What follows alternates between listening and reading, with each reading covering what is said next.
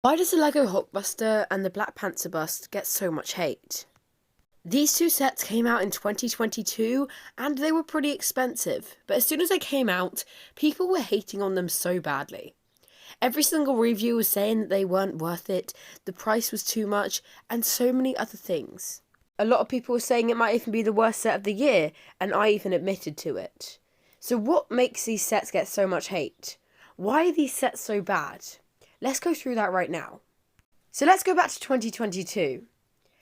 We got officially released a new Lego Hulkbuster. It was exciting. It was the new biggest Lego Marvel set of all time after the Daily Bugle. And we looked at the price then. That's where things went downhill. It was over $500. That was way too much. The set only had over 4,000 pieces, which is quite a lot, but for that price you'd expecting a lot more pieces. Also, the minifigs weren't very good either, only coming with an exclusive Iron Man Tony Stark figure and doesn't even have a full suit for it to go in. That's kind of disappointing as it is such an expensive set. And then next to that you also have the Black Panther bust, coming in at over $300 for only around 2,800 pieces. That's not good. I'd expect a lot more from that bust, and for the price, it just wasn't worth it. Especially as it is only just a bust, it wasn't like a modular or anything like that, so the minifigures weren't even that good. So he talked about pricing not being worth it, and that was quite obvious from the beginning. Even before it was announced and we knew the piece count and everything, we knew that this wasn't going to be worth the price. Just the price per piece ratio for these sets was really bad. And then we come to the Hulkbuster and we look at it in real life. And you think, oh, this really isn't very good. It's designed so you can get the smaller Iron Man figurine to go inside of it. I think that's a really cool design and it looks pretty cool. But there's one problem with that. When they made it, they probably only had that thing in mind. It looks like the only thing that was in mind when creating the set wasn't anything to do with the movie. It was just to do with getting that Iron Man figure inside. And that led it to being quite inaccurate. It had really bulky shoulders, which don't look accurate to the movies. The shoulders are way too high up, and it just doesn't look very good. Also, as Tiago said, there are loads of gaps in it.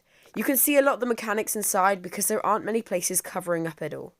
It's quite annoying, and for such an expensive set, you'd expect a lot more from it. As well as that, like I said, the minifig selection is appalling. When you thought the minifigs for the Sanctum Sanctorum were quite bad, and now you just look at the Hulkbuster, one exclusive minifigure, and it doesn't even have a full Iron Man suit. That is just awful.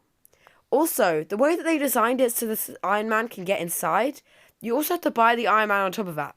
So you're spending over $500, and then you have to spend another $40 on top of that. So that could equate to quite a lot of money for not a very good set. To be honest, it is quite an impressive build. I can't lie that it does look pretty cool. You've seen it on LEGO store shelves and everything. It is giant. But the way it's inaccurate makes it a little bit less displayable. It makes it not worth that price. If it wasn't worth that price in the first place, why would it be even more worth that price when it is inaccurate? That just makes it go down even further. And when it comes to the Black Panther bust, that one is quite cool. But it's super expensive for the piece count it has. And it is only a bust. It doesn't have any really cool minifigures that you can get. But it is huge. I've seen the Black Panther bust in person, and I was really impressed by it. Its sheer size is amazing. And I think that it might even be a bit more worth it than the Hulkbuster. But that's down to opinion. So what both these sets have in common is really expensive prices for sets that don't have enough pieces for that price.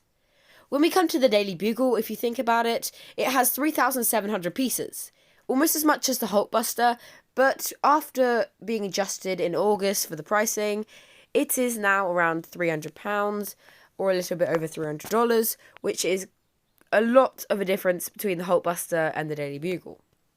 Also, when it comes to the Sanctum Sanctorum, it is quite expensive for the piece count, but it's not like those others.